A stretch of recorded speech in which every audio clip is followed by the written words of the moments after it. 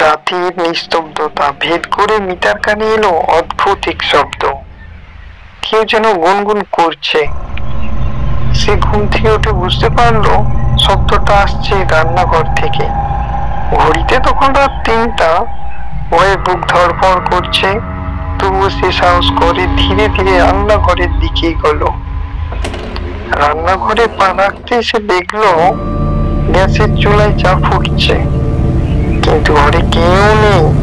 হঠাৎ মিতা দেখলো জানালার পাশে দাঁড়িয়ে একটা ছায়া মূর্তি তাকে দেখছে।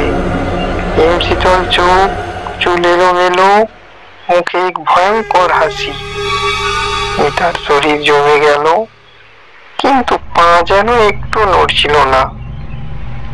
ছায়া মূর্তিটি ধীরে ধীরে এগিয়ে এলো, আর মিতার গলা দিয়ে কোনো শব্দ বের হচ্ছিল না।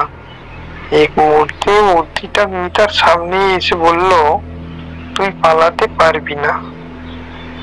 হঠাৎ জানালার শিকল খুলে গেল। পরের মুহূর্তে মিতা চিৎকার দিয়ে অজ্ঞান হয়ে মাটিতে লুটিয়ে পড়লো।